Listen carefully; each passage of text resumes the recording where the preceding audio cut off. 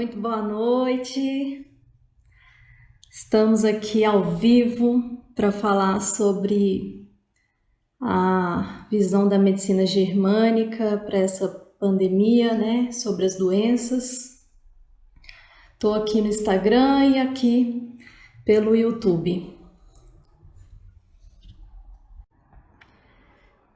Bom, então vamos lá, né? Não vamos perder tempo, porque a gente só tem aqui 1 hora. E então eu vou desativar os comentários para não travar, tá bom? A gente conversa depois. Quem tiver alguma pergunta, coloca na caixinha.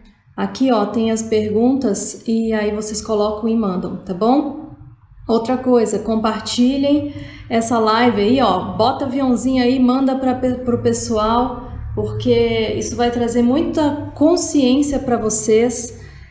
Do que está acontecendo e o que pode vir acontecer, né, em questão de doenças, né, que é o que está pegando aí, muita gente adoecendo. Se a gente olha estatisticamente falando, muitas pessoas curadas, a maioria curada, mas pessoas morrendo, e a gente vai entender um pouquinho disso, tá? Então eu vou olhar um pouquinho para cá e um pouquinho aqui para o YouTube.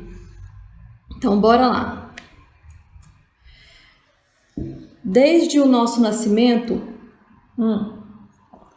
na infância, a gente traz memórias e a gente recebe crenças, comportamentos de gerações anteriores, e isso em todas as áreas da nossa vida, né? Inclusive nas doenças e sobre as doenças. O que eu venho trazer para vocês hoje é uma nova consciência, uma forma da gente olhar para esses sintomas que a gente tem, que a gente acha que é o mal, né? Que foi definido que a doença causa mal e é ruim, e a gente vem trazer, pelo olhar da medicina germânica, essa visão diferente. Eu vou desativar aqui os comentários, só para a gente não travar aqui. Tá, pronto. Então eu quero deixar claro aqui uma coisa antes. O propósito da medicina germânica nunca vai ser substituir a medicina convencional. Nunca vai ser ter uma guerra entre elas. Não tem aqui um programa de dividir para conquistar, mas sim uma nova visão sobre o olhar para as doenças e também sobre o nosso próprio corpo, porque a gente nunca tem tempo de se olhar e de olhar para o que está acontecendo e o que aqueles sintomas estão nos dizendo. Então, não é que eu sou contra a medicina convencional, tá? E também não sou contra os remédios. É que eu acho que tudo deve ser usado no momento certo. Então, assim, como que surgiu a medicina germânica? O Dr. Hammer, ele é teólogo, né? Foi teólogo, ele faleceu em 2017. Ele era um teólogo e médico, e trabalhou como médico intensivista em clínicas na Alemanha, onde ele também exerceu a docência. Dr. Hammer, ele foi inventor de um bisturi que ele era não traumático, mas que a lâmina dele cortava 20 vezes mais do que uma lâmina de barbear. Ele também criou massagem que ajustava aos contornos do corpo.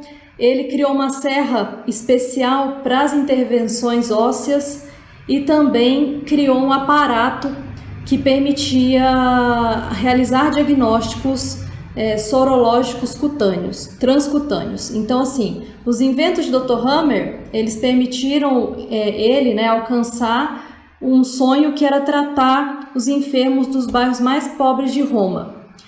E como que surge a medicina germânica? O Dr. Hammer, ele perdeu o filho dele, né, o segundo filho, de forma inesperada, de uma forma trágica, né? O Dirk, que era o filho dele, foi assassinado acidentalmente pelo príncipe de Roma. E o Dr. Hammer, ele nunca tinha ficado doente, né? O Dirk morreu nos braços do Dr. Hammer. Então, assim, aconteceu o acidente em agosto e em dezembro o Dirk veio a falecer. E o Dr. Hammer desenvolve um câncer no testículo e a esposa dele um câncer de mama. E aí o Dr. Hammer, ele indagou aquilo, ele falou, nunca fiquei doente na minha vida, por que que isso foi acontecer? E ele só pôde trazer que era pela morte do filho dele. E aí ele foi investigar, né, e passou a observar, pesquisar e coletar dados dos pacientes oncológicos que ele atendia numa clínica em Munique. E ele passou a questionar os pacientes oncológicos se eles tinham experimentado um trauma intenso, que ele viveu de uma forma inesperada, algo que foi muito chocante, que foi muito difícil. E a sua suposição, ela ia se confirmando a cada paciente e a cada pergunta que ele fazia, sem exceções. Todos os pacientes revelavam as suas histórias, pontuando esses eventos dramáticos que foram vividos antes do diagnóstico com câncer. Então, isso foi um começo para as descobertas do Dr. Hammer, e ali surge, então, né, das 5 leis biológicas, que é onde a gente observa as doenças, surge a primeira lei biológica, que a gente chama de lei férrea do câncer. E o que é essa primeira lei férrea do câncer? Essa lei, ela explica que todas as doenças e o câncer, ele surge após um estresse real, que foi vivido de forma inesperada, que foi vivido como um choque, de forma dramática, de forma aguda, onde você não estava esperando aquilo, e aí você vive também em solidão. Então, toda doença ele é desencadeado por esse hiperestresse, que vai causar alteração numa tríade que é órgão, cérebro e psique simultaneamente, e que isso gera doença. Lembrando que o conflito biológico é diferente de um conflito psicológico. Quando a gente fala de conflito biológico, a gente está falando de um conflito que é inerente a todos os seres humanos e animais. Então, por exemplo, um medo arcaico, né, de passar fome. Isso o ser humano tem e o animal também tem. Agora, o animal ele não vai ter medo de, quando a gente fala isso, né, a gente está impactando ali fígado, o animal ele não vai ter uma carência, por exemplo, de, sei lá, um medo de perder e faltar alguma coisa. Ou o animal ele não vai ter um medo de traição, sabe? Ele não tem esse sentimento, essa emoção que o humano tem. Então, é um conflito real, medo de passar fome, medo... Então, é isso que a gente difere de conflito biológico e conflito psicológico. Então, assim, essa é a primeira lei. Então, eu quero que vocês entendam e guardem isso, tá? As doenças, elas vêm de um trauma que foi vivido em solidão, inesperado, que te pegou de surpresa. E aí, o Dr. Hammer, ele vem e cria a segunda lei biológica, né? Por que eu vou passar por tudo isso? Para vocês conseguirem compreender depois os órgãos que a gente vai falar que estão sendo mais impactados nessa pandemia e o que está acontecendo. Então, a segunda lei, a gente chama de lei bifásica das doenças, onde ela descreve todo o curso da doença, né, baseados na variação do sistema nervoso autônomo. Então, a gente tem aí o sistema nervoso autônomo simpático, que é a fase dia, onde eu estou em estado de alerta, onde eu estou ligada, né, que a gente fala que numa normotonia é a fase dia, e a fase parasimpática, que a gente chama de fase noite, que é quando a gente entra no relaxamento. E aí, o que acontece? Na segunda lei, eu vou virar a câmera aqui do Instagram, para quem está assistindo, vocês vão compreender o que acontece na doença. nessa segunda lei, ó. Então aqui, ó, a gente tem aqui, ó, a normotonia, que é o estado que quando você não tem um conflito, a gente tá aqui. Fase dia, que é quando você está acordado, em alerta durante o dia. Fase noite, em relaxamento. Então, na pandemia, por exemplo, a gente entra aqui num conflito que a gente chama de DHS, que é Dirk-Hammer Syndrome, né? Que é a síndrome de Dirk-Hammer, que o Dr. Hammer deu esse nome como homenagem ao filho, né? Por ter sido um evento inesperado, a morte dele, a causa da morte. Então, a gente entra aqui num DHS. A gente entra na fase ativa do conflito, ó, a gente aumenta aqui, ó, e passa a ficar em simpaticotonia, e que é o estado de alerta o tempo inteiro, que é a luta ou fuga, ou eu luto ou eu fujo. Então aqui nessa fase, a gente fala que é aquela fase de dois cachorros brigando, né? Eu não tenho tempo para ter fome, para sentir dor, para ter sintoma. Então aqui, ó, eu entro eu ativo, né, um programa biológico de sobrevivência para me ajudar a ficar viva. Eu vou lá na pandemia e resolvo o meu conflito. Depois a gente vai falar de cada um aí. A gente vai falar do sistema respiratório, a gente vai falar de alguns. Então, aqui, ó, eu entro na resolução. Então, por exemplo, eles acham uma vacina, causam isolamento social, usa de máscara, álcool gel. E aí, a gente entra aqui numa fase de vagotonia. Tá vendo? Aqui a gente chama de fase PCLA, que é a primeira fase de cura. Então, tá vendo por que é a lei bifásica? Primeiro, os dois momentos, né? O efeito da fase ativa e a fase de cura. Na PCLA é onde acontece, a gente chama de fase exudativa, que é onde acontece os derrames, os edemas, as infecções, as inflamações. Então é a fase inflamatória. Tá nessa fase aqui. Nessa fase a gente tem edema cerebral e edema no corpo inteiro. E o corpo, para ele não se destruir, aqui também para a gente não perder conexão cerebral e órgão, o que o corpo faz? Na hora que o corpo atinge, olha como a natureza é sábia, né, gente? Nada é à toa, por isso que eu falo, estudar as doenças, você entende que o corpo não vai lá e faz nada à toa.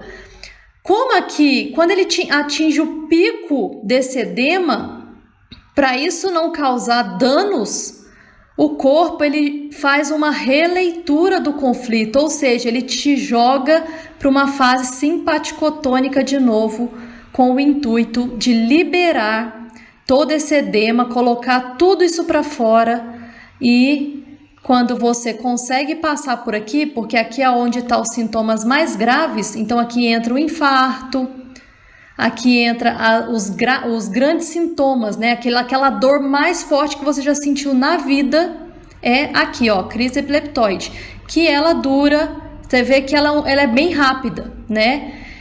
Quando você passa por aqui, você entra numa fase, PCLB, que é a fase onde ele tem menos sintomas, mas ele começa a se sentir melhor. Então, vocês veem que nada é à toa. Terceira lei, e aí a gente agora entra na terceira lei, onde toda a estrutura corporal, né, a medicina germânica, ela foi estudada baseada nos tecidos na embriologia, na filogênese, né? Então, a terceira lei mostra que toda a estrutura corporal ela é originária de 3 tecidos especializados, que é definido então por essa área da embriologia que estuda o desenvolvimento dos organismos vivos. Então, que a gente tem o endoderma, o mesoderma, que é dividido em mesoderma novo e antigo, e ali tem o ectoderma. E cada tecido embriológico, ele vai funcionar, vão ter comportamentos embriológicos que formam o ser humano. Então, num padrão bem definido de acontecimentos que permite compreender, então, o comportamento das doenças. Então, assim, ó, o Dr. Hammer, ele mapeou, né? Vou mostrar para vocês aqui, ó, tem um mapa, tá vendo? Toda a região do cérebro. Então a gente tem aqui o ectoderma, a gente tem o mesoderma novo, e esses tecidos são do cérebro novo. E a gente tem o tronco cerebral aqui, que é o endoderma, com seus órgãos respectivos, e o mesoderma antigo, né, fazendo parte aí do cérebro antigo, que tem seus comportamentos específicos. Então, em fase ativa, cada tecido vai ter seu comportamento específico, e em fase de resolução também, seus comportamentos específicos. E aí a gente entra na quarta lei. A quarta lei mostra ali os micro-organismos presentes em cada tecido e qual o papel de cada um no processo de reparação e cicatrização do nosso corpo. Então ali a gente tem as microbactérias, as bactérias, os fungos, os vírus, cada um fazendo o seu papel, e cada um está num órgão, num tecido embrionário específico. Então aqui, ó, para vocês compreenderem, ó, tá vendo? No ectoderma, que faz parte ali desse tecido vermelho, que é o córtex cerebral, a gente vai ter presença de um pouco de bactéria e vírus, se houver.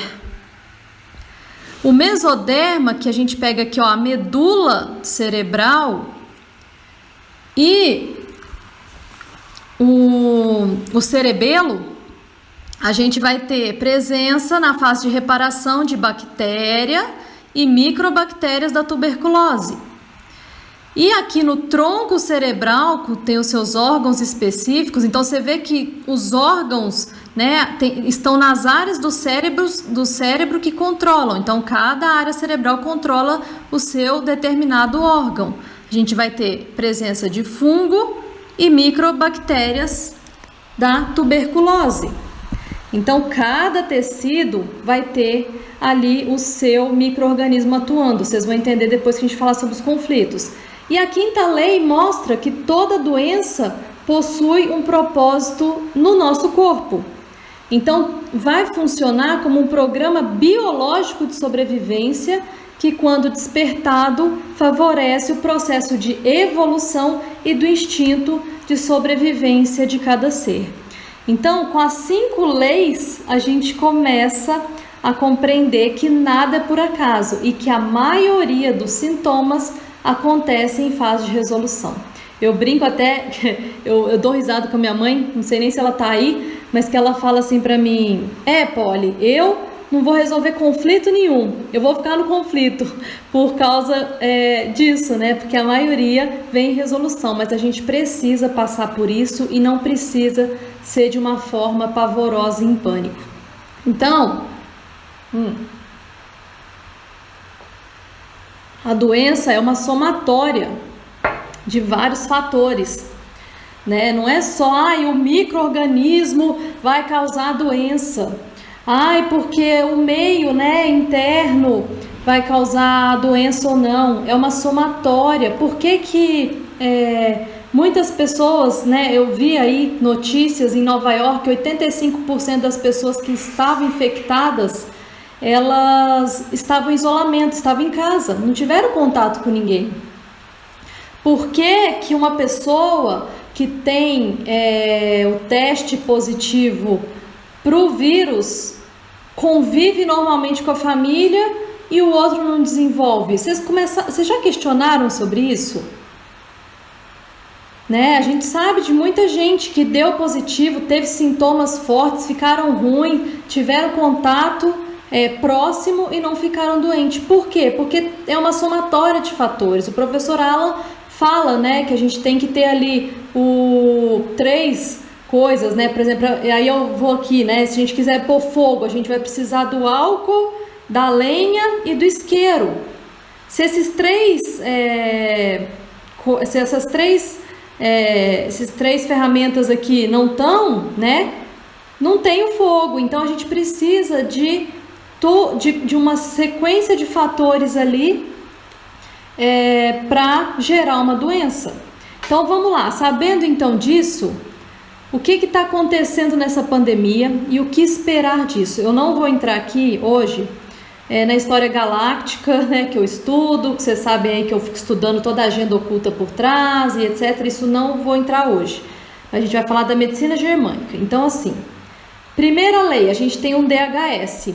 Isso aí pega todo mundo de surpresa, ninguém sabe o que está acontecendo, começa a botar todo mundo em isolamento, é um vírus, né, é um negócio invisível que ninguém sabe o que é, isso causa pavor, medo nas pessoas.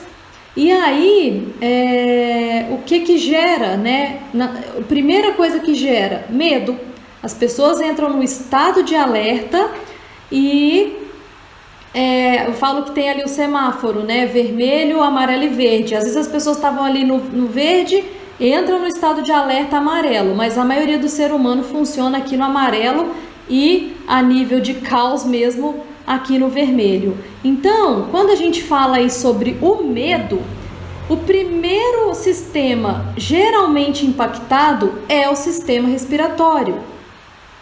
Lembrando que a maior arma de domínio e controle da humanidade é o medo.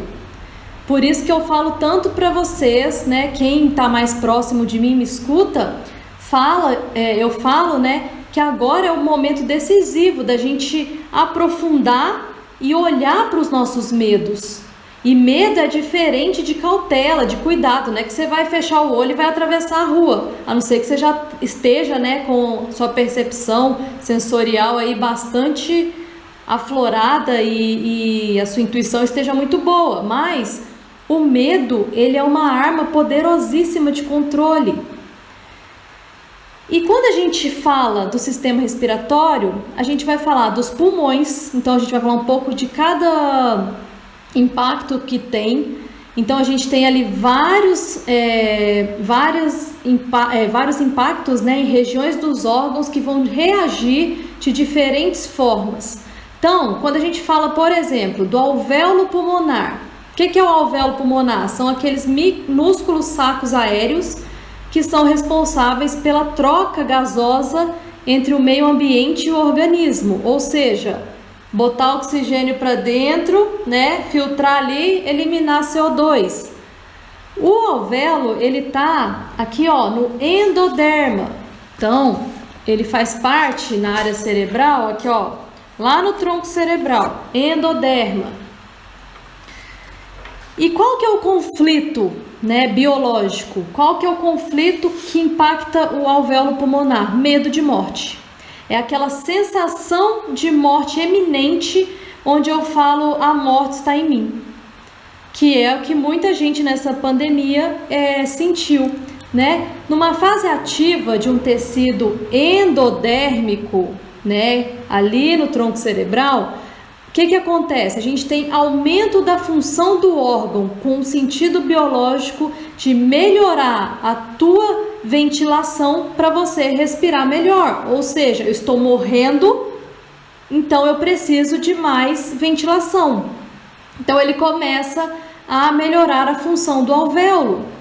E nessa fase ativa, o paciente ele fica assintomático, ele está se sentindo muito bem. Eu estou respirando muito bem. Por quê? Porque eu estou ali com o meu órgão impactado e ajudando nessa ventilação. O problema é que a psique dele não está bem. Ele fala para você assim, nossa, porque eu tô com medo de morrer, porque eu tô com medo de morrer, porque eu vou morrer, eu vou pegar esse negócio vai entrar em mim e eu vou morrer. E quando ele fala isso, o órgão dele está ajudando ele a sobreviver. E aí ele não pode ter falta de ar ali, ele não pode ter problema respiratório. Vocês entendem o sentido biológico? Como que o corpo ele é sábio e a natureza é sábia? Só que se ele mantém, né? Se a gente tem uma pandemia muito longa e a pessoa fica nesse conflito com medo de morte, o órgão ele chega na sua máxima função. E ali ele começa a multiplicar a célula. Então, todo esse órgão que chega na sua máxima função, depois ele começa a multiplicar a célula. E aí o que a gente tem? Um adenocarcinoma de pulmão, que a medicina fala que é uma metástase. Mas vocês já viram as pessoas que a gente vê muito conflito de alvéolo em diagnósticos. A pessoa ela recebe o diagnóstico de um câncer de pulmão E ali, se dependendo do óculos que ela olha a vida, dependendo da percepção que ela tem, ela começa com esse medo de morte, ela vai aumentar a função, ela vai falar, nossa, eu tô bem, eu tô respirando bem. Só que isso a longo prazo pode gerar um adenocarcinoma de pulmão, entende? Então, qual que o que acontece com um tumor de pulmão? É um conflito de medo de morrer de longo prazo. Beleza, resolvi isso daí, né? De alguma forma eu resolvi esse conflito, eu fiquei ali um tempo. O que acontece naquela primeira fase de cura que a gente falou, que eu mostrei, a PCLA? Queda imediata da função. E o que a pessoa vai ter? Falta de ar. Quando ela vai medir a saturação de oxigênio ela cai, despenca. E esse é o único tecido, né? O endoderme é o único tecido que faz isso. Então, se os pacientes de vocês falam assim, nossa, minha saturação de oxigênio estava lá embaixo, pode saber que tem impacto em alvéolo e ela está resolvendo um conflito de medo de morrer. Nessa fase PCLA, as microbactérias da tuberculose entram na reparação tecidual. Então, o que o paciente vai ter ali? Tosse com secreção purulenta. Sabe aqueles pacientes, eu não sei se tem fisioterapeutas, eu acho que tem, quando ele está eliminando aquela secreção verde amarelada? Nossa, eu lembro quando eu fiz a pós em geriatria, né? Eu fiz a pós no Hospital das Clínicas, em São Paulo. Eu quase tomei uma bem na cara, porque eu fiz uma manobra, o paciente soltou aquela gosma, sabe? Aquela coisa bem grande, assim, ó, de uma vez. Só deu tempo de eu fazer assim, gente, pro lado, o negócio voou na parede. Ou seja, ele estava resolvendo um conflito de medo de morte, alvéolo impactado. E aí, para que tem essa tosse? Com o intuito de jogar para fora, eliminar esses resíduos. E uma coisa interessante, a febre ali vai ser uma febre baixa. Então, cada tecido, gente, endoderma, o mesoderma, o ectoderma, tem temperaturas específicas, é muito interessante. Então, o paciente com impacto ali em alvéolo em fase de resolução vai ter uma temperatura ali de uns 37,2 quando ele coloca o termômetro, tá? Então, vocês veem que o sintoma vem na fase de resolução, não é quando ele está em conflito ativo? Ele vem na fase de reparação. E aí tem essa epicrise, né? E quando ele cai na PCL-B, que ali já é quase fase, né, para normotonia, ele vai ter pouco sintoma e esse paciente está melhor. E é interessante lembrar, né, o que a gente pode ver, não estou falando que vai ser, tá? Eu só estou falando que pelos conflitos, a gente pode ver, por exemplo, a tuberculose. Quando que foi o maior surto da tuberculose? Na Segunda Guerra Mundial. Na Segunda Guerra Mundial, ou nesses estágios de guerra, as pessoas entram em quê? Eu vou morrer, medo de morte. E aí, beleza, não morre pela guerra, mas na hora que passa todo esse caos, que elas relaxei, podem morrer com tuberculose, porque acontece das microbactérias de tuberculose virem na fase de resolução para reparar aquele tecido, tá? Agora, quando a gente fala dos brônquios, né? O brônquio, ele tem um revestimento ali, o revestimento da mucosa brônquica já é um tecido de ectoderma, ó, que entra aqui, ó, no córtex cerebral. Então, ele vai diferenciar do comportamento. Qual que é o conflito? É o conflito de uma ameaça territorial, onde tem um perigo, o inimigo está aqui e pode invadir meu território, ou seja, o vírus pode entrar no meu corpo, na minha casa, na minha roupa, né? Pode invadir meu espaço, e é aquela coisa, algo pode me pegar, algo vai me atacar, eu vou pegar. E aí isso difere um pouquinho da mulher canhota, viu? Isso aí a gente tinha que estudar a lateralidade, que na medicina germânica também tem. Mas uma mulher canhota, o conflito pode ser um susto territorial. O que vai acontecer naquela fase ativa lá de conflito? Assim que eu tive o choque inesperado, necrose. Então, no ectoderma, a gente tem na fase ativa de conflito uma apoptose, uma necrose. Com qual sentido biológico?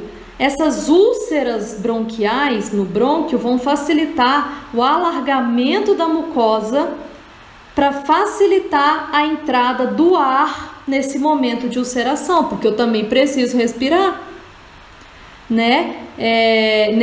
De novo, não tem sintoma, o corpo está te ajudando a aumentar a ventilação.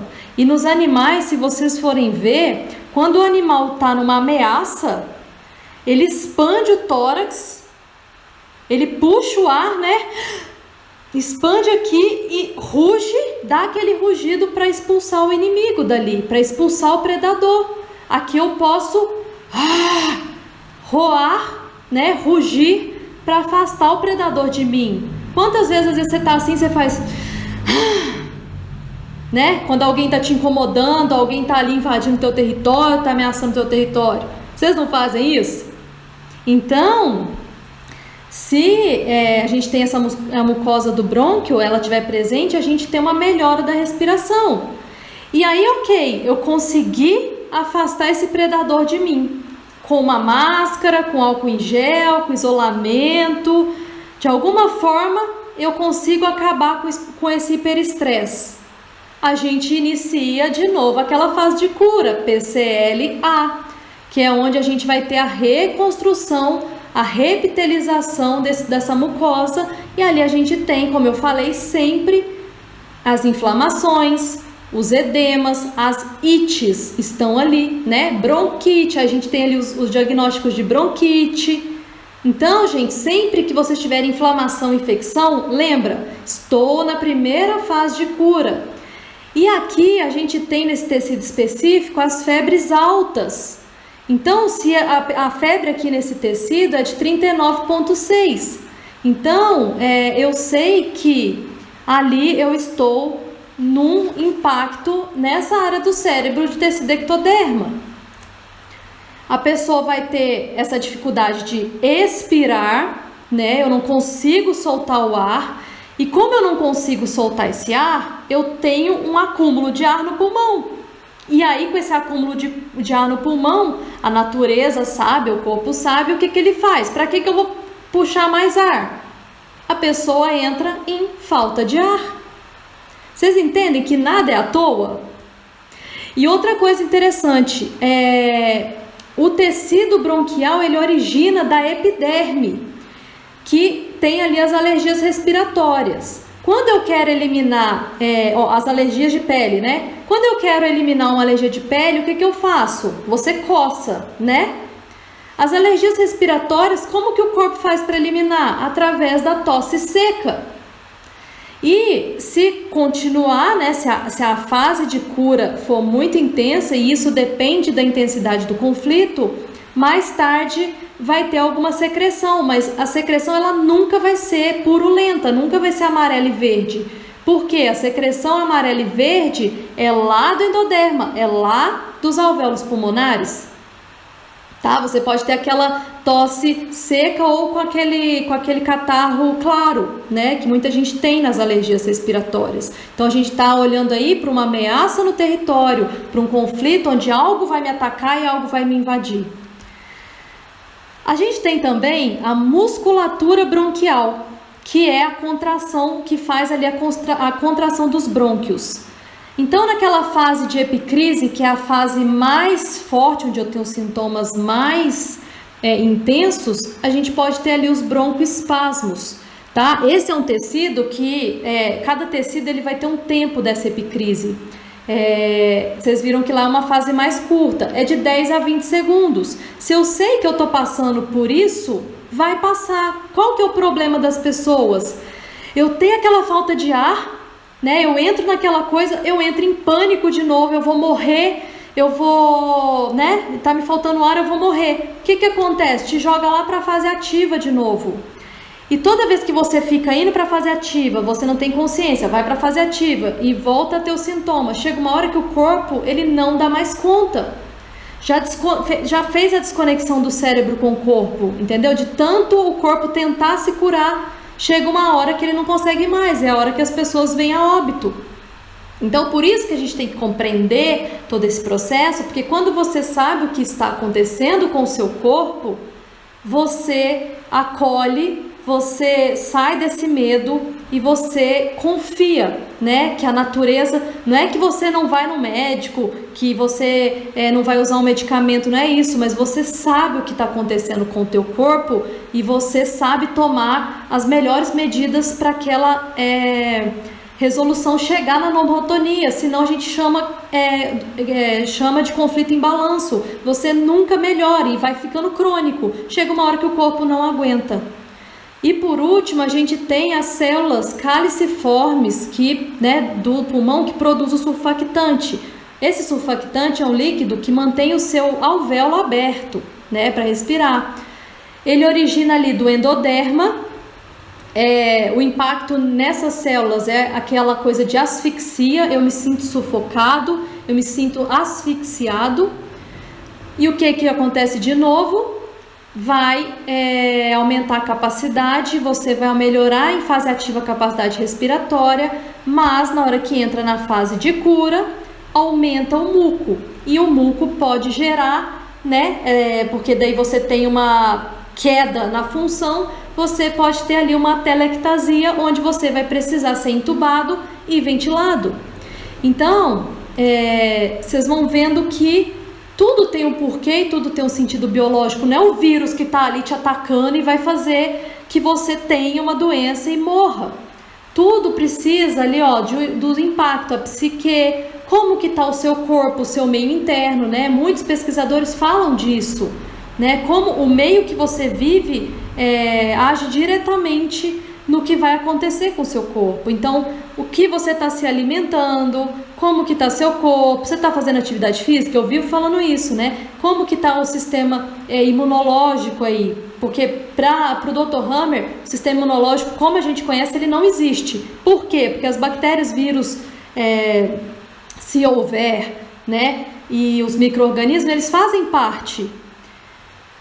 Então, como que tá tudo isso? Para você adoecer mesmo, você vai precisar de vários fatores, não é só o vírus. Então, assim, gente, vamos parar com esse medo, né, do vírus, assim. E saber que você pode, na hora que você resolver o conflito, você pode ter alguma coisa. E aqui não entrar no medo de novo, tá? Então, isso é o que acontece com o sistema respiratório e pulmão. Então, outras questões que a gente pode que a gente vê que está acontecendo. Um monte de gente falando para mim, olha, eu estou engordando na quarentena, eu estou ganhando peso, pelo amor de Deus, né? E aqui eu falo para vocês do isolamento. Não o isolamento consciente, mas aquele isolamento patológico onde as pessoas entram no conflito do refugiado, que é onde você se sente fora do ninho. Eu me sinto um peixe fora d'água, eu não estou no meu lugar. E aí, o que as pessoas falam muito, né? Meu Deus, eu tô me sentindo presa em casa, eu não aguento mais ficar em casa, eu não posso fazer nada mais, eu não consigo mais conviver com esse fulano aqui, tá muito horrível, né? Estar dentro de casa para mim tá sendo horrível e por aí vai. Qual que é o impacto? Coletores renais, a gente impacta os coletores renais, e nessa fase de coletores renais a gente vai ter em fase ativa o quê? Retenção de água. E aqui coletor renal eu falo porque assim, a gente na embriologia, né, o que a embriologia, o que esse estudo fala é que a gente morava lá no mar, né, na água. E aí na nossa evolução a gente é jogado, então eu me sinto fora d'água. Para eu sobreviver eu tenho que segurar a água até que eu volte para o meu meio.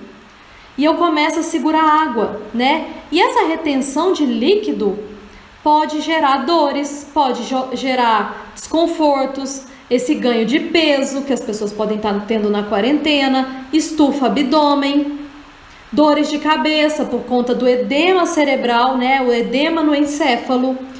E aí, o que acontece? Se eu tenho um impacto junto com o coletor renal, que eu estou me sentindo fora do ninho, junto com o fígado, que tem uma noção de carência e em fase ativa começa a estocar para gerar energia, eu tenho uma coisa que a gente chama de obesidade. Eu ganho peso. Então, o fígado tem essa noção, né, endodérmica dos hepatócitos que vai estocar em fase ativa. E aí vocês vão ver por que muitas pessoas, né, vão para os hospitais e pioram os sintomas. Quem trabalha em hospital, quem está nessa área e está vendo, tem essa piora. Porque quando as pessoas vão ser hospitalizadas, principalmente em UTI, o que acontece? Você isola a pessoa, ela está lá abandonada, ela está lá sozinha e ainda com medo de morrer ou com medo, entendeu? Então, o que o Dr. Hammer descobriu? Que a associação dos órgãos, né, o que o Dr. Hammer observou e a gente também observa, que a associação de órgãos com os canais coletores renais, que a gente chama de síndrome, piora o sintoma. Então, se eu tenho ali um conflito que eu estou resolvendo, que me gerou uma pneumonia, se eu entro com impacto no coletor renal, essa pneumonia vai ter sintoma muito mais elevado, vai ter uma piora do sintoma muito elevada, tá? Então tudo é biológico, nada é à toa no seu corpo. Outra coisa, pode impactar sistema digestivo, pode impactar intestinos, né? Cada um ali com seu conflito específico. Então, um exemplo, intestino, eu tenho que segurar toda essa merda. Eu não posso ser eu me sinto presa aqui. Quando você relaxa, diarreia. Por exemplo, a gente está vendo muito medo das perdas, né? Vou perder alguma coisa. O que impacta? Ovário e testículo. O medo das perdas tem a ver com ovário e testículo. Outra coisa, preocupações com o território, né? Se eu estou preocupado com o território, o que é o território? É aquilo que você conquistou fora do seu ninho, fora da sua casa. Então, a empresa, né? Se eu tenho essa preocupação nesse território, quando impactar a área cortical do lado direito, que é o masculino, o que eu vou ter ali? Diminuição de testosterona. E aí, quando diminui testosterona, o que dá? Depressão. Nessa fase, tá? Então a gente pode ter surtos de depressão por causa desses medos, dessa sensação de incapacidade perante ao território, perante as perdas territoriais. Medos frontais, aquela coisa de eu não sei o que está por vir, eu não sei o que vai acontecer, o que vai, né? Essas coisas obscuras, um fala uma coisa, outro fala outra, eu não sei o que está acontecendo. Então esses medos que vêm de frente da gente ativa uma área do nosso cérebro que a gente chama pré-motora do lobo frontal. E o que o impacto nessa área pré-motora vai causar? Surto de ansiedade. Então, um monte de gente ansiosa, não dorme à noite, acorda de madrugada, né? Por que acorda de madrugada? Porque eu tenho que resolver o conflito, eu não posso dormir muito, né? O cérebro, biologicamente, ele já te ajuda. Então a gente vai ter surtos de ansiedade quando eu tenho esse medo frontal. Uma dor de garganta, alguém falou pra mim, né, quando eu abri a caixinha lá, dor de garganta, a gente tem que ver a faringe, que é endoderme, né, endoderma, ou a laringe, que é ectoderma, vai divergir, mas em resolução de conflito tem as inflamações, as infecções, né? Outra coisa, muita gente sentindo raiva. E o que a raiva comete? Vários órgãos, mas, por exemplo, vesícula biliar, a parte ectodérmica do fígado, o epitélio pavimentoso da curvatura menor do estômago, então as pessoas podem estar ali com gastrite, né? Toda essa dor de estômago, as queimações. Então, assim, a gente tem várias coisas que podem acontecer em tudo e na resolução do conflito. E aí? Né? O que você faz? E aí, Polly, o que eu faço? Gente, hoje o que eu vejo, né, e o que eu recomendo, auto-investigar os seus medos. A gente está numa fase, eu falo assim, né, que muitos, depende do olhar que você tem, né, para tudo isso, mas uns estão aproveitando essa quarentena para colocar tudo em ordem, para se autoconhecer, para auto-investigar os medos. Isso é muito importante nesse processo agora, né? Coloca aí no papel os seus medos, vai descrevendo, começa a observar o teu corpo pelos sintomas. Eu acho isso muito incrível. Os seus sintomas demonstram os seus conflitos e a gente evolui de acordo com esses conflitos, né? é a cura, é a libertação, é a tomada de consciência. Então, coloque aí, faz a listinha. Tá com medo de morrer? Tá sentindo que tá essa questão do território? Você só tá no negativo, só tá reclamando, só tá com o óculos ali, ó, ruim, né? Começa a olhar para o que você pode tirar de bom, de se reinventar nisso daí. E se vocês tiverem sintomas, não desesperem, né? Observem, procurem ajuda, procurem formas, né? Tantos profissionais da medicina germânica estão aí. Se vocês quiserem estudar, e eu, né, Poli aqui, atendo com a medicina germânica, a gente pode olhar isso e auxiliar o corpo nesse processo de cura e ver o que está acontecendo. E tem uma novidade, porque assim, acho que, deixa eu ver, não sei nem quantos anos que todo mundo me pede: Poli, dá o curso de germânica, Poli, dá o curso de germânica.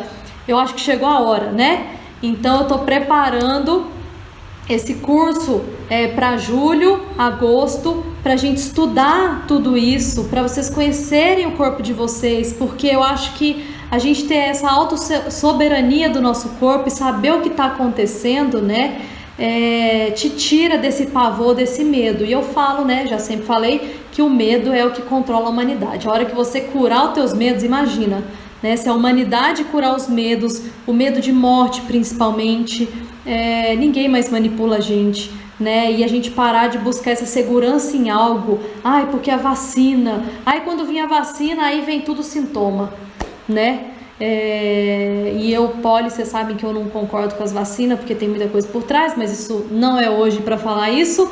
Mas é a gente olhar pra gente, é olhar para o nosso corpo, é acolher, é cuidar, é observar seus pensamentos, o que está acontecendo, busque ajuda. Eu acho que esse momento é de autoconhecimento profundo, né? E é isso que eu trago para vocês, esse novo olhar biológico para as doenças.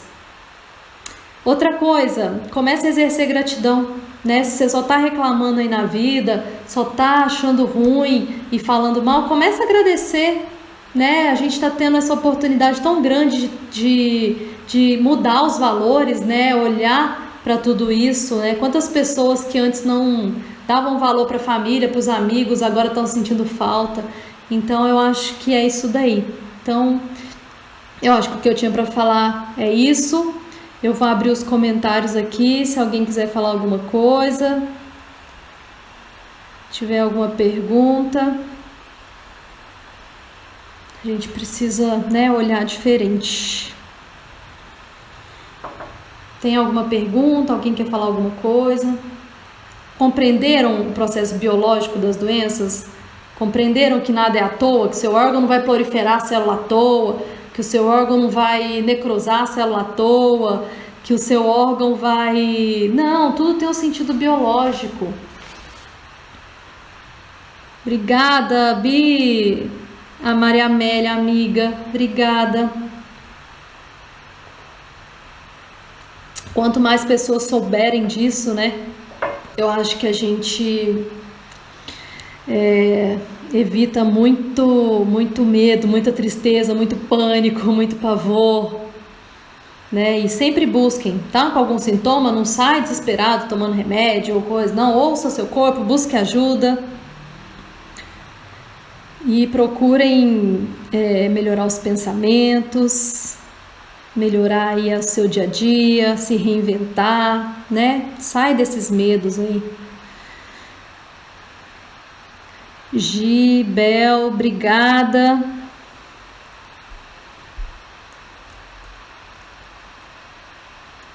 Delminha, vai ficar gravado. Eu vou encerrar aqui no YouTube. Gente, eu estou à disposição. Qualquer coisa que vocês precisarem, só me chamar. Todo mundo tem meu contato, o meu WhatsApp, no Instagram, né? Só me chamar que vai ficar aqui, tá bom? Muito obrigada, YouTube, e até uma próxima. Oi, Bel, vem fazer. É muito legal a gente entender o nosso corpo e o que acontece com a gente. Então é isso, pessoal. Se não tem mais nada, eu encerro por aqui. Muito obrigada pela participação de vocês e estamos juntos. Qualquer coisa que precisar, só me chamar aqui no Instagram, só me chamar no WhatsApp. Estamos juntos nisso daí, né? Nesse autoconhecimento profundo do nosso corpo, da nossa natureza, porque eu falo que, né, eu vi isso de uma amiga e é muito legal. A gente está virando ser humano, né? Até então a gente estava muito no instinto, no arcaico, e a gente está indo nessa consciência de virar seres humanos. Então é isso. Muito obrigada. E quem quiser assistir de novo aí para fazer as anotações, vai ficar aqui no IGTV, tá bom? Beijo grande, com carinho aí para todos vocês, e estamos juntos, vocês não estão sozinhos, tá bom? Beijo, fui! Beijo, Pri! Beijo, Marilza! Tchau, gente!